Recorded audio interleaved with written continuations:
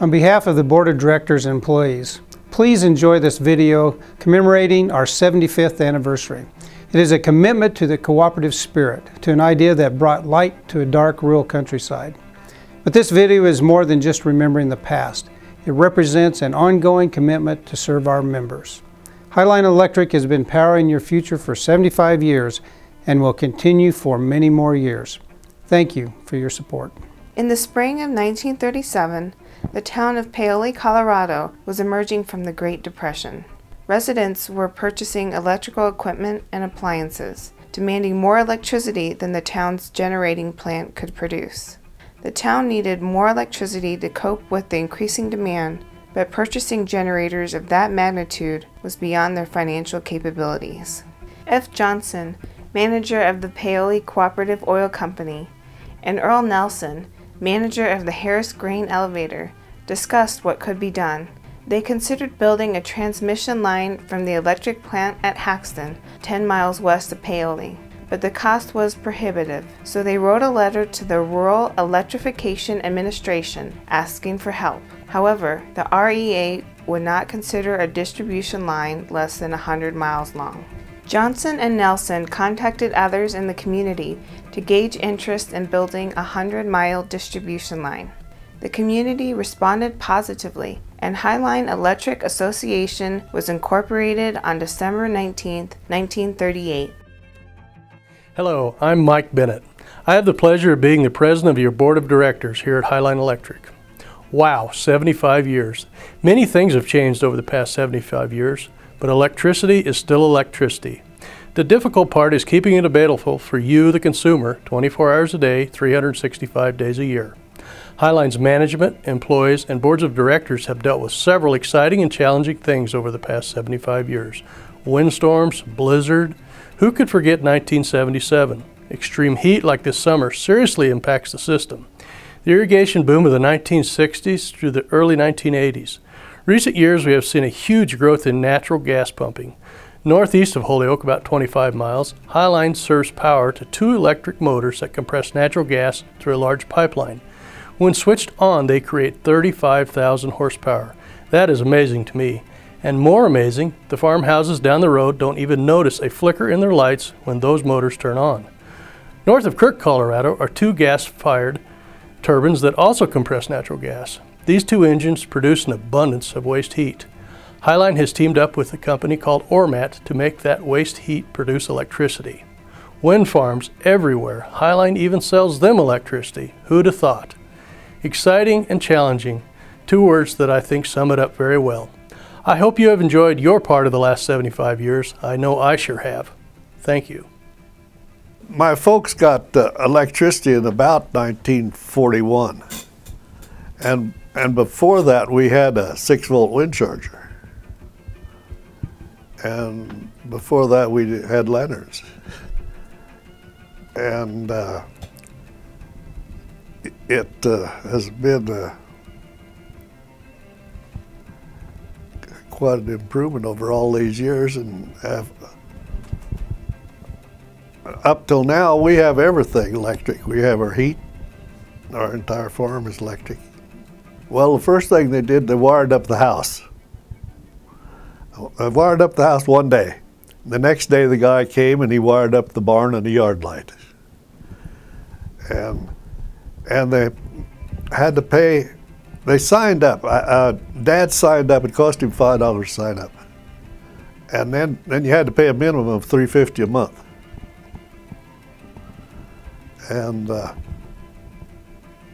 And then it went on, and then you started getting $3.50 a month about took care of your lights because that's all you had.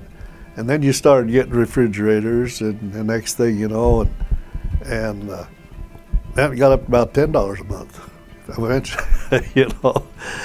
And now our entire bill now for heat and all we do is about $180 a month.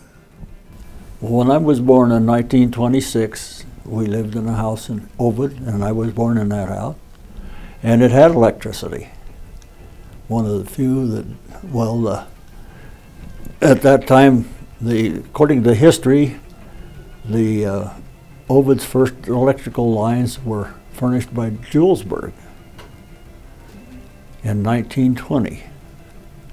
And the property that Great Western Sugar Company owns was purchased in 1920, which started the town of Ovid in development. Back at the time of the sugar company was being built, there was 3 lumber yards in Ovid and 2,000 people. And my father run one lumber yard and also had a construction company on the side with my older brother. And that was the year I was born. The first year of production was in 1926. And when they put in the factory, they put in a facility that furnished their own power. They had 3 steam generating plants, and they had 2 big ones which took care of the factory, and then they had one small one that they run in the off season and could also supply the town of Ovid. And after Highline bought it out, why, they quit running the small engine for summer use and hooked on the Highline. And I can't tell you what year that was, but Highline could furnish the sugar factory with power for the off season. And in 1955, which was shortly after I became attorney, Highline was going in through a pretty rapid growth period.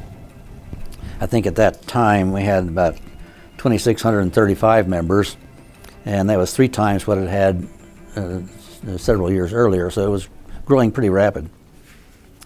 And of course that meant that there was a lot of activity in the area of issues over right-of-ways, substation sites, and then REA loans. That was all areas at which the attorney participated.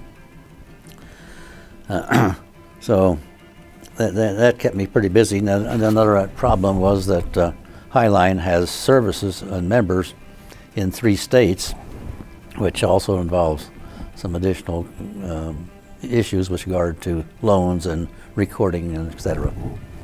So Highline has a unique position in that area too.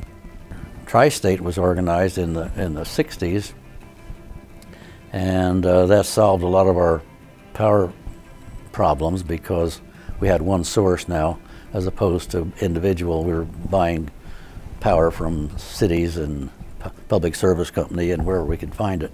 So that solved a major issue for a lot of legal issues as well. Now, irrigation early on was not a major portion of the load.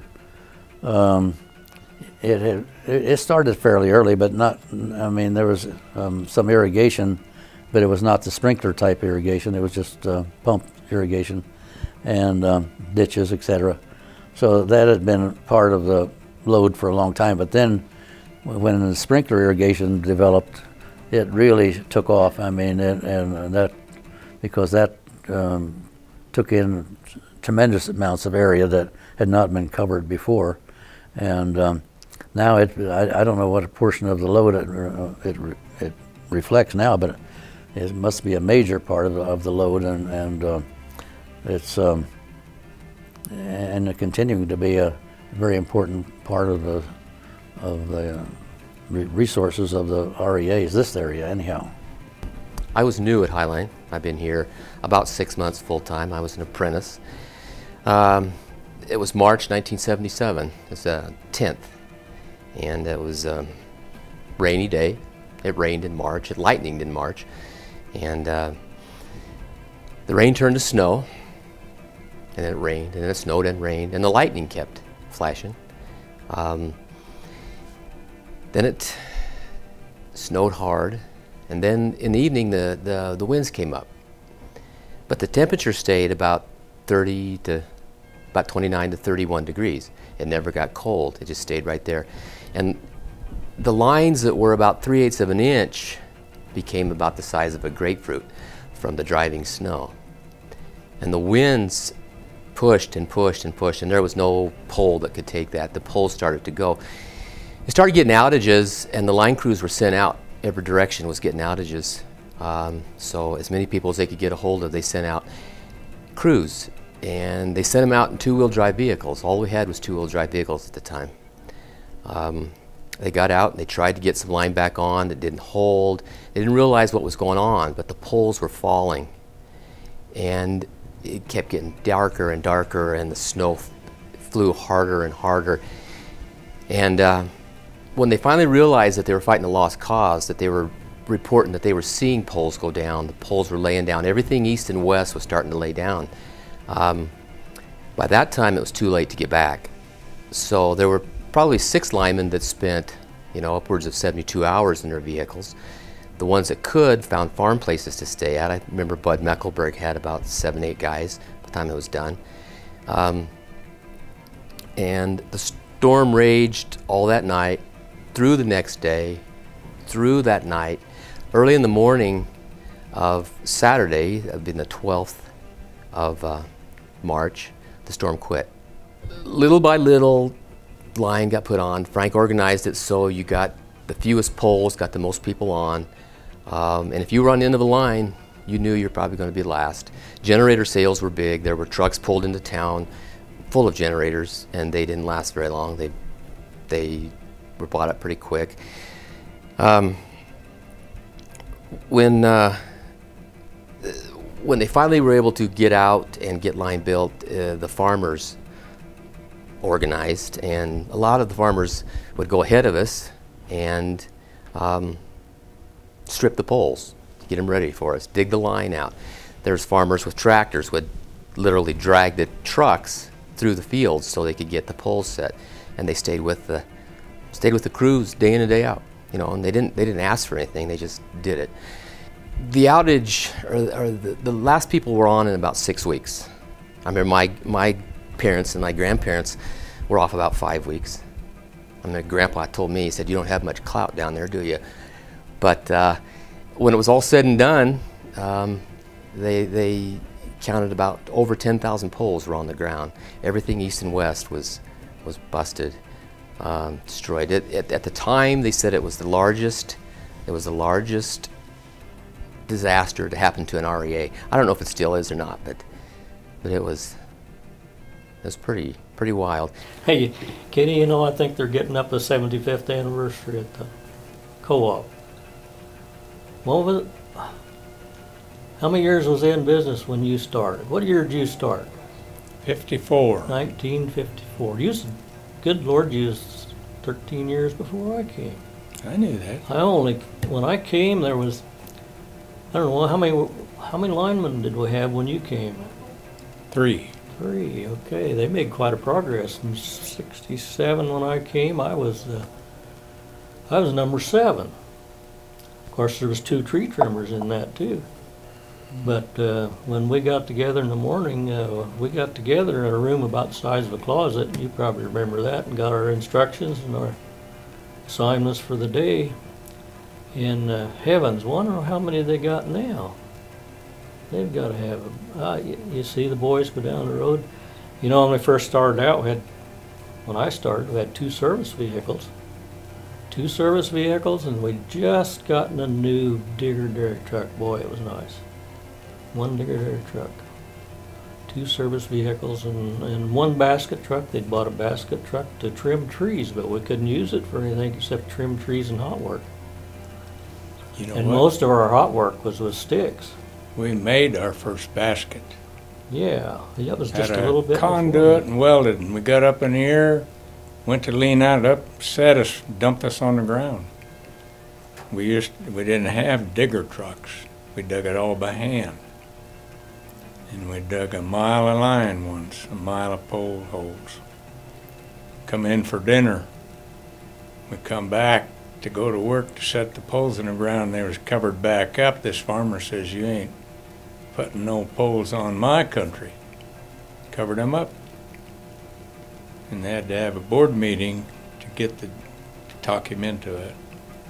On outages, I remember getting outage calls or outage reports on postcards. You remember that?